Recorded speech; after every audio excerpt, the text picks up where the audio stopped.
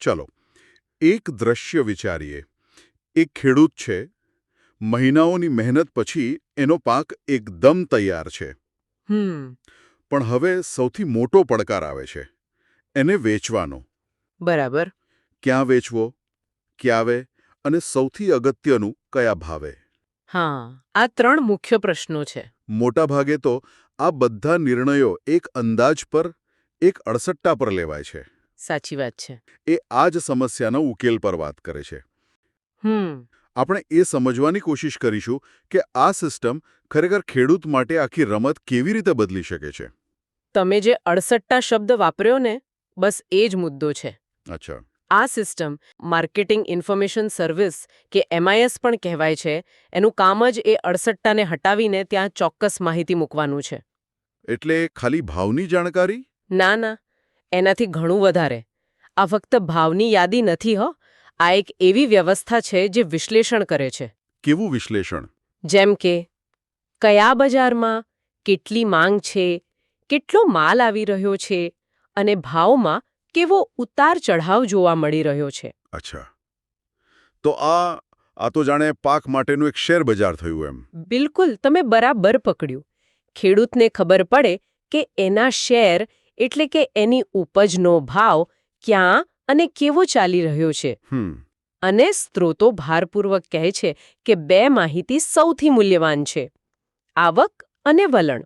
આવક અને વલણ. હા, એટલે કે કઈ મંડીમાં કેટલો માલ આવી રહ્યો છે અને ભાવ ઉપર જાય છે કે નીચે. આનાથી શું ફરક પડે? બહુ મોટો. જો ખેડૂતને ખબર પડે કે નજીકની મંડીમાં ડુંગળીની આવક વધી રહી છે, તો એ સમજી શકે છે કે થોડા કલાકોમાં ભાવ ઘટશે. બરાબર. એટલે આ માહિતીના આધારે એક વ્યૂહાત્મક નિર્ણય લઈ શકે છે. ઠીક છે, તો આ એક એવી સિસ્ટમ છે જે ડેટા ભેગો કરે છે. પણ ખાલી ડેટાથી શું થાય? મારો મતલબ, આ આંકડાઓ ખેતરમાં ઉભેલા એક ખેડૂત માટે વાસ્તવમાં શું અર્થ ધરાવે છે? એનો સીધો સંબંધ છે ખેડૂતના સશક્તિકરણ સાથે. કઈ રીતે? સ્ત્રોતમાં એક બહુ સરસ ઉદાહરણ છે, મહારાષ્ટ્રના ડુંગળીના ખેડૂતોનું. અચ્છા. પહેલા શું થતું હતું કે તેઓ સ્થાનિક બજારમાં જે ભાવ મળે એ ચૂપચાપ સ્વીકારી લેતા. હા, સામાન્ય રીતે એવું જ બને છે. પણ પછી જ્યારે SMS દ્વારા તેમને ચેન્નઈ અને દિલ્હીના બજાર ભાવ મળવા લાગ્યા, ઓકે, ત્યારે એમણે સામૂહિક રીતે વેચાણ અટકાવી દીધું અને મોટા વેપારીઓ સાથે સીધી વાટાઘાટ કરી. ખરેખર? હા. અને પરિણામ? એમને ક્વિન્ટલ દીઠ લગભગ 30% વધુ ભાવ મળ્યો. 30%? હા. આ માત્ર માહિતી નથી, આ તો સોદાબાજી કરવાની શક્તિ છે. 30%નો વધારો?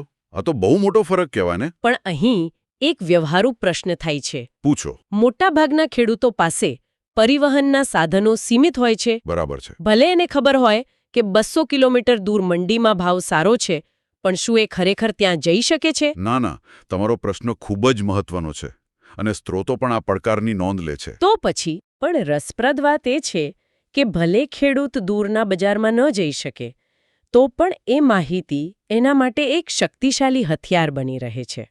એ કઈ રીતે? જ્યારે સ્થાનિક વ્યાપારી એની પાસે માલ ખરીદવા આવે ને, ત્યારે એ કહી શકે છે, શું? ભાઈ, મને ખબર છે કે દિલ્હીમાં આ ભાવ ચાલી રહ્યો છે. તમે મને સારો ભાવ નહીં આપો તો હું મારો માલ બીજાને વેચીશ. અચ્છા. એટલે સ્થાનિક સ્તરે પણ એની સોદાબાજીની સ્થિતિ મજબૂત બને છે. બિલકુલ. તે છેતરપિંડીથી બચી જાય છે. વાહ. એટલે આ માહિતી માત્ર વિકલ્પો જ નહીં આપતી, પણ જ્યાં છે ત્યાં જ વધુ સારી સ્થિતિમાં મૂકે છે. બરાબર.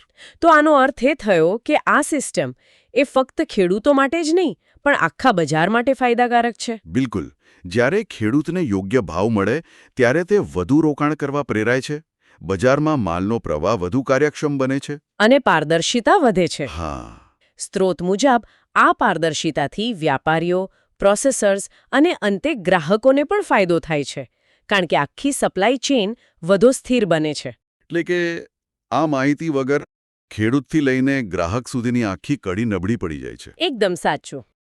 તો આજની ચર્ચાનો સાર કદાચ એ જ છે કે આ બજાર માહિતી પ્રણાલી એ ખાલી આંકડાઓનો સંગ્રહ નથી. ના, બિલકુલ નથી. એ સશક્તિકરણ અને પારદર્શિતાનું એક સાધન છે. તે ખેડૂતને ભાવ સ્વીકારનારની ભૂમિકામાંથી બહાર કાઢે છે અને તેને એક જાણકાર અને વ્યૂહાત્મક નિર્ણય લેનાર બનાવે છે, જે બજારમાં તેની સ્થિતિને મજબૂત કરે છે. અને શ્રોતાઓ માટે એક અંતિમ લેચાર. હા, આપણે જોયું કે આ માહિતી કેટલી શક્તિશાળી છે. મંડીમાં ટમેટાનો ભાવ આજે 20 રૂપિયા હોય અને કાલે અચાનક 40 કેવી રીતે થઈ જાય છે?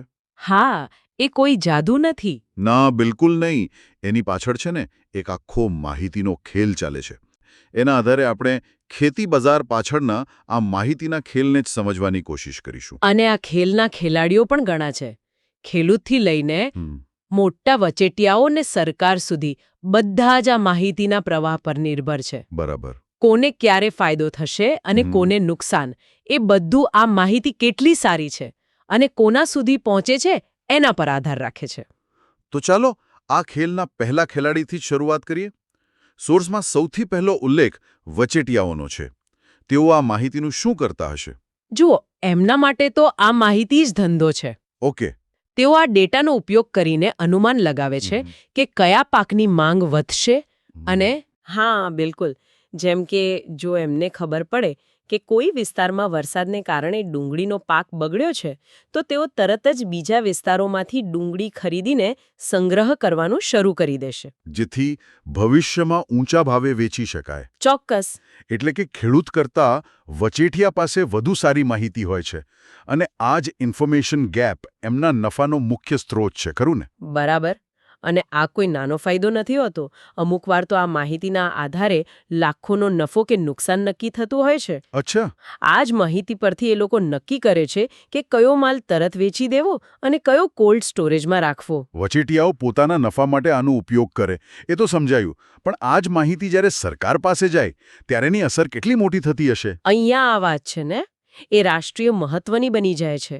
સરકાર આ જ આંકડાઓનો ઉપયોગ દેશની ખેતી નીતિઓ ઘડવા માટે કરે છે. ખેતી નીતિઓ? હા, આપણે સાંભળીએ છીએ ને કે ડુંગળીના ભાવ આસમાને પહોંચી ગયા. હા, ઘણીવાર. નક્કી કરવામાં ક્યાંક ને ક્યાંક દિલ્હીમાં બેઠેલા કોઈ અધિકારીના ટેબલ પર પડેલા ડેટાનો પણ હાથ છે. આ તો ગજબની વાત છે. બિલકુલ. એટલું જ નહીં, પેલું જે ટેકાના ભાવ હોય છે ને, હા, સમર્થન મૂલ્ય. હા, જે ખેડૂતો માટે એક સેફટી નેટ જેવું કામ કરે છે, એનો આધાર પણ આ જ આંકડાઓ હોય છે. અને જો આ ડેટા ખોટો હોય તો બહુ મોટી ગડબડ થઈ શકે. સરકાર કદાચ વધારે પડતા ઘઉંની આયાત કરી લે, જેનાથી સ્થાનિક ખેડૂતોના ભાવ તૂટી જાય. અથવા ઓછી આયાત કરે. હા, અને એના કારણે સામાન્ય માણસ માટે રોટલી મોંઘી થઈ જાય. દેશની ખાદ્ય સુરક્ષા આ આંકડાઓ પર ટકેલી છે. અને આખી અર્થવ્યવસ્થા પર શું અસર પડતી હશે? સોર્સમાં સ્પષ્ટ લખ્યું છે કે કોઈ પણ વિકાસશીલ અર્થવ્યવસ્થામાં ખેત પેદાશોના ભાવ સ્થિર રાખવા માટે એક સ્પર્ધાત્મક માહોલ જરૂરી છે. અને એ માહોલ સાચી માહિતી પર આધાર રાખે છે. બરાબર. માહિતીના અભાવે બજારમાં અરાજકતા ફેલાઈ શકે છે. તો સવાલ એ થાય કે આટલી બધી મહત્વની માહિતી ભેગી કોણ કરે છે અને ફેલાય કેવી રીતે છે? એનું કોઈ તંત્ર હશે ને? હા, એક આખું માળખું છે. સોર્સ મુજબ આ માહિતી ભેગી કરવાનું મુખ્ય કામ સરકારી સંસ્થાઓ કરે છે. જેમ કે રાજ્યના ખેતી માર્કેટિંગ વિભાગો અને ખાસ કરીને અર્થશાસ્ત્ર અને આંકડા નિયામકની કચેરી. આ સંસ્થા એટલે સરકારની આંખ અને કાન. અને આ માહિતી સામાન્ય લોકો સુધી એટલે કે ખેડૂતો અને વચેટિયાઓ સુધી કેવી રીતે પહોંચે? એના માટે જૂના અને નવા બંને માધ્યમોનો ઉપયોગ થાય છે. સોર્સમાં વ્યક્તિગત સંપર્ક, પોસ્ટ, ટેલિગ્રામ જેવી જૂની પદ્ધતિઓનો ઉલ્લેખ છે.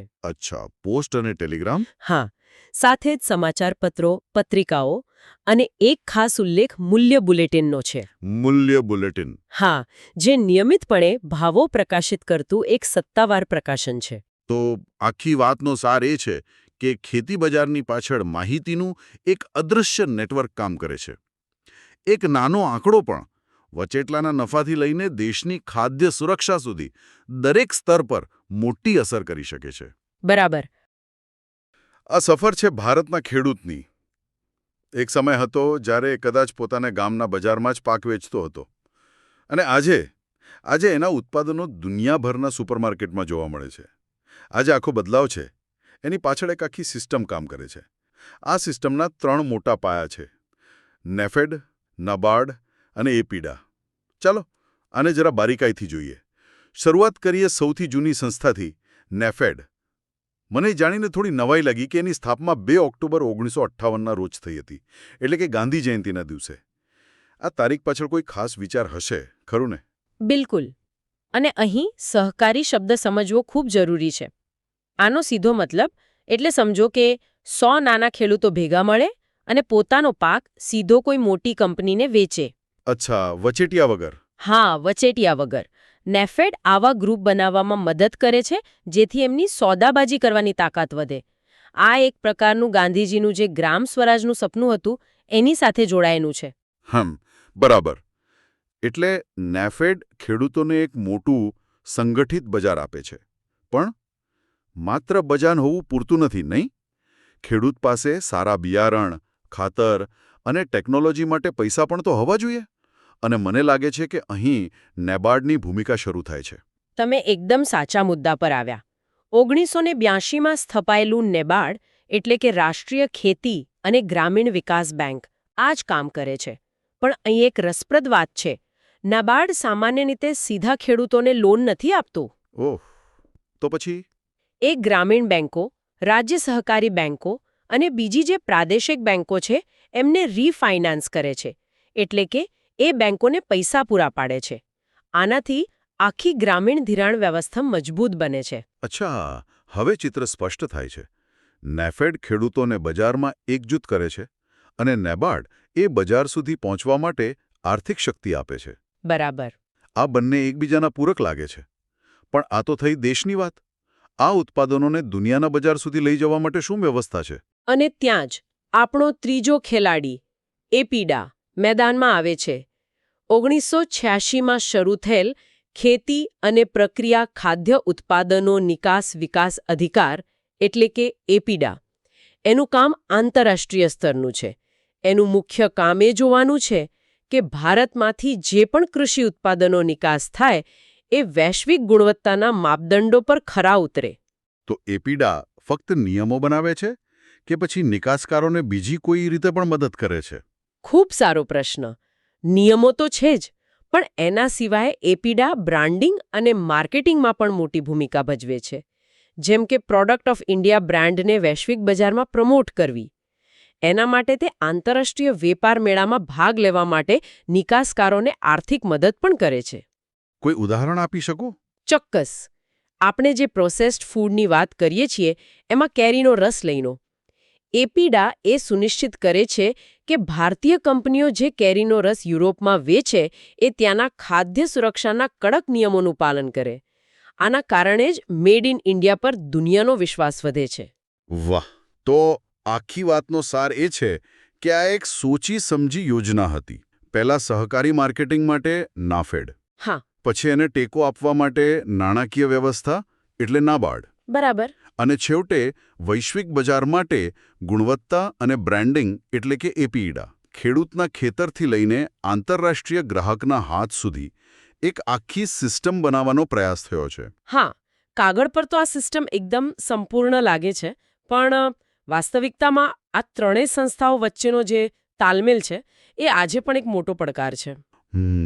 છતાં એ વાત તો ચોક્કસ છે કે આ સંસ્થાઓએ ભારતીય કૃષિને એક નવી દિશા આપી છે. બિલકુલ. આપણે બધા શાક માર્કેટમાં ભાવતાલ કરીએ છીએ, પણ શું ક્યારે વિચાર્યું છે કે ટમાટાનો ભાવ રાતોરાત બમણો કેમ થઈ જાય છે? આની પાછળ માત્ર વરસાદ કે વાહન વ્યવહાર જ છે કે પછી બીજું કંઈ પણ છે? આપણી પાસે શાકભાજીના પુરવઠા અને માંગણી બજાર ગતિશીલતા પરનો એક રસ જે આની પાછળનું અર્થશાસ્ત્ર અને મનોવિજ્ઞાન સમજાવે છે. બિલકુલ. કે આપણે જે કારણોને મુખ્ય માનીએ છીએ એ કદાચ આખી વાર્તા નથી. મૂળભૂત સિદ્ધાંત તો માંગ અને પુરવઠાનો જ છે. એ તો ક્લાસિકલ મોડેલ છે. હા, કે જ્યારે માલ ઓછો હોય અને લેવાવાળા વધારે ત્યારે ભાવ વધે. અને જ્યારે માલ વધુ હોય અને લેવાવાળા ઓછા ત્યારે ભાવ ઘટે. આ તો સાદી વાત છે. પણ અહીંયા તો ખરી મજા છે. આ સિદ્ધાંત પુસ્તકોમાં સારો લાગે, પણ શાક માર્કેટ જેવી જગ્યાએ જ્યાં માલ 1-2 દિવસમાં ખરાબ થઈ જાય ત્યાં આટલું સરળ ગણિત કામ નથી કરતું. સ્ત્રોતમાં એક સંતુલન બિંદુની વાત છે જ્યાં માંગ અને પુરવઠો બરાબર થઈ જાય. શું વાસ્તવિક બજારમાં આવું ક્યારેય બને છે? એ જ તો મુદ્દો છે. સ્ત્રોત જેને સંતુલન કહે છે તે વાસ્તવમાં એક સૈદ્ધાંતિક લક્ષ્ય જેવું છે. શાકભાજીના બજારમાં આ સંતુલન એક સતત ચાલતી પ્રક્રિયા છે. કોઈ સ્થિર બિંદુ નથી. વિચારો કે કોઈ દોરડા પર ચાલનાર કલાકાર સતત પોતાનો બેલેન્સ બનાવી રાખે છે. બસ એવું જ કંઈક. એટલે કે એક નાનકડી વાત પણ આખું બેલેન્સ બગાડી શકે છે? બિલકુલ. આજે અચાનક કરા પડ્યા કે પછી સોશિયલ મીડિયા પર કોઈ નવી રેસીપી વાયરલ થઈ ગઈ તો આખું સંતુલન રાતોરાત ખોરવાઈ જાય છે. તો મતલબ કે પુરવઠા કરતાં માંગવાળી બાજુ વધુ જટિલ છે. સ્ત્રોત કહે છે કે માંગ માત્ર વસ્તુની કિંમત પર આધારિત નથી, એમાં બીજા ઘણા પરિબળો છે. હા, અને એ પરિબળો જ આખી રમતને રસપ્રદ બનાવે છે.